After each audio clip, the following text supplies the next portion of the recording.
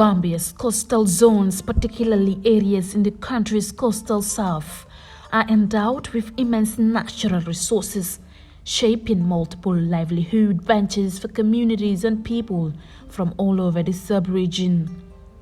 Ecological resources, especially those in the country's vast marine ecosystems, are critical to the population, with a viable natural landscape emerging as a major focus for a sustainable blue economic agenda.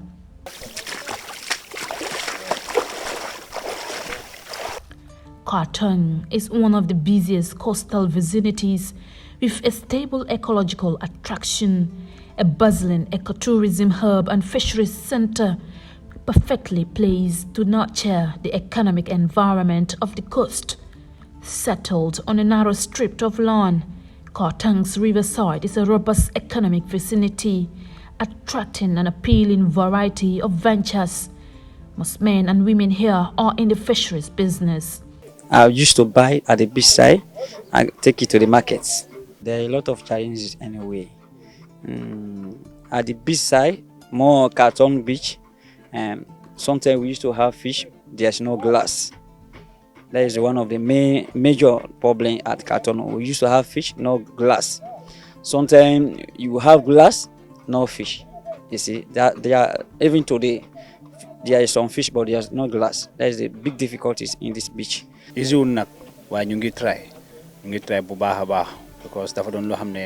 I used to be a fisherman, but now I supply fish to various places. The business fluctuates. Sometimes we struggle, especially when less fish is caught. Fisherfolk trading different products are making ends meet from massive catches, and a chunk of the supplies are bought by women merchants in the fish business. The coastal area offers a variety of opportunities for employment, and some young men make a profit from the knitting of fish nets, while ready-made nets are sold to fisherfolk.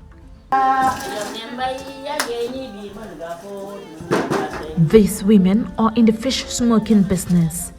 They get their fish supplies from fish trawlers and process products into smoked fish and salted dry fish, which form a major part of the national diet. Women constitute a high percentage of the fish business in Kartong, but sometimes sales are less lucrative and women are usually left with little or no alternatives when business hits rock bottom.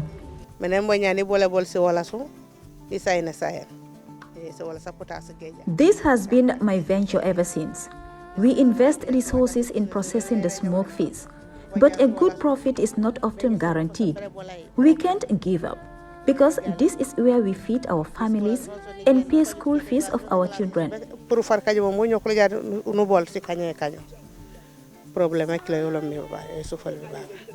Fish products processed here are supplied to various fish markets or sold to women who come here to buy stocks for domestic meals.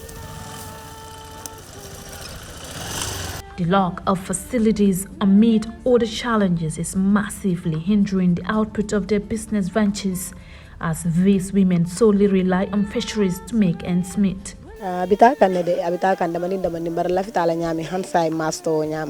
We need more facilities to preserve our fish.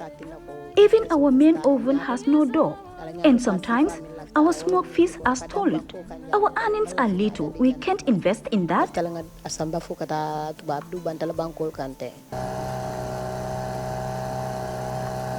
Women like Aisatu are engrossed in the oyster business. She and all the women are making a sustainable living from the venture. Nowadays, we use it for family use, but most of it we sell it because it's our livelihood. We paid our kids' school fees there, we buy food there, we buy rice. This could be a dangerous venture. The sharp oyster salts have caused injuries for many women, and high tides have also caused countless disasters.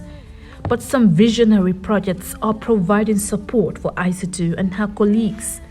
First time we were facing a lot of challenges, but now, at least thank God now, we have life jackets, we have shoes, we have gloves.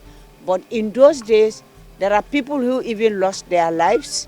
We don't have enough boats, we don't have life jackets, no security. So our hands, we can cut at any time. Apart from the fish business, ecotourism is rapidly growing on this side of the river. The coastal zone has an incredible natural landscape, giving business opportunities for tourism enthusiasts. Dudu has an established restaurant, functioning on a narrow strip of land, attracting local and international visitors. The Kartong Halahin area is rapidly growing into people's favorite ecotourism vicinity, with sumptuous seafood delights served to customers. What motivated me much to open a restaurant here, Kartong is an eco village, and I'm born and brought up in Kartong. So this is what I see here, and a lot of tourists are coming in here. So I want to upgrade South Gambia. That's why I'm here. Business is, thank God, is a bit good. Yeah, we are trying to fix it out, and I thank God people are coming all the way from anywhere to come and see. All of my food is from Kartong here. Like the seafood is from Kartong or Gunjur. Sometimes I go up to Kafunting. So the coastal things is all my food is seafood, and I upgrade the people who are selling this food. Who are selling this, we call it bananas. All my food products, I buy it from them and I serve it to my customers too. Dudu's restaurant attracts tourists who often visit to enjoy a serene environment and enjoy local dishes. And the owner relies on catches from the river for his business, but high prices and little quantity of stocks often challenge his business. Suleiman is in the cruising business, guiding tourists during boat rides.